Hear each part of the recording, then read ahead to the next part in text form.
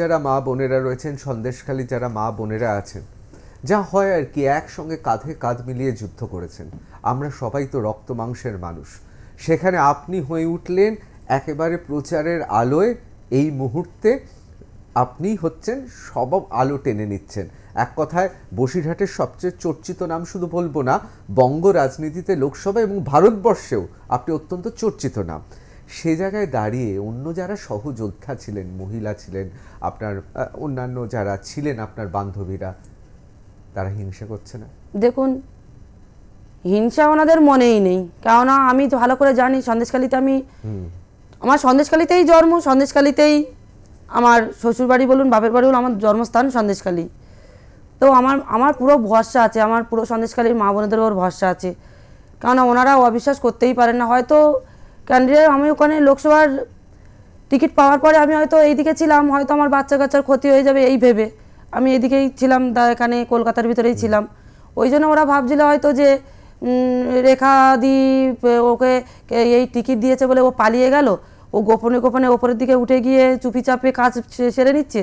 তো না, ওনাদের সামনে যখন গেছি আমি সত্যটা জানতে পেরেছি। ওনারা প্রচণ্ড ভালোবাসে, ওনারা ভয় পাচ্ছিলেন যে আমি ওনাদের পাশ থেকে সরে গেছি কিনা। এরকম তো হয়েছে, টিএমসির লোক গিয়ে অভিযোগকারী মায়েদের ঘরে ঢুকে তাদেরকে টাকা পয়সা দিয়ে তাদেরকে হুমকি দেখিয়ে তাদের মুখ বন্ধ করিয়ে দিয়েছেন। কিন্তু এই রেখা পাত্রের মুখ বন্ধ করতে পারেনি। রেখা পাত্রের পেছনে তার মা বোনেরা, দিদিরা, বাবারা সবাই আছে। এই জন্যই রেখা পাত্রের মুখ বন্ধ করতেও পারেনি, আর আশা করি বন্ধ হবেও না। রেখা, প্রধানমন্ত্রীর ফোন যখন পেলেন, খুব কম মানুষের তো এই সৌভাগ্য হয়, দেশের প্রধানমন্ত্রী নরেন্দ্র মোদী আপনাকে ফোন করছেন, সে মুহূর্তটার অনুভূতি কেমন ছিল?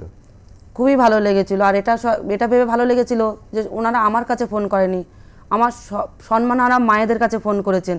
সম্মানহারা মায়েদেরকে প্রতিশ্রুতি দিয়েছেন, আশা জাগিয়েছেন, মাথায় হাত রেখেছেন। এটা ভেবে খুশি হয়েছিলাম।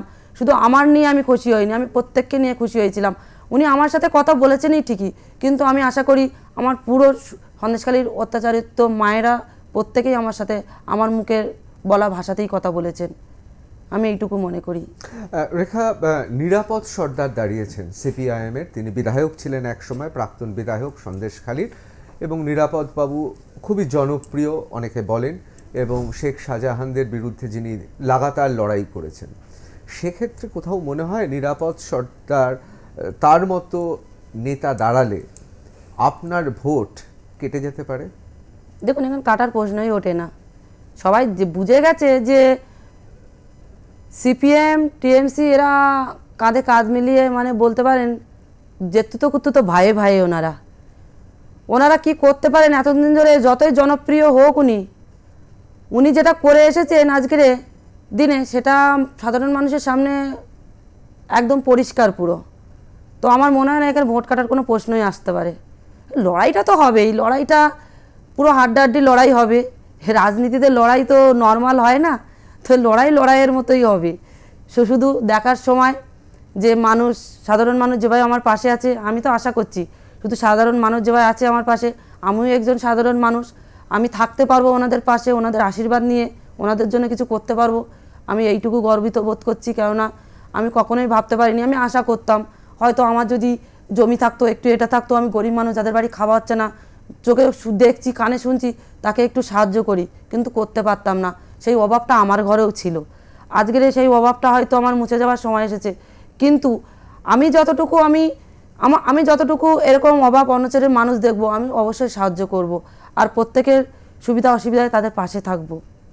আমি তো আমার মনে মনে আমি প্রতিশ্রুতি নিয়েই রেখেছি, যদি আজকের ওনাদের আশীর্বাদে আমি যদি পার্লামেন্টে যেতে পারি, দিল্লি অবধি যেতে পারি, তো আমি ওনাদের জন্য যতটুকু করার আমি করব। আর এটা দেখব আমার মা বোনেদের সম্মান যেন নিরাপদ থাকে।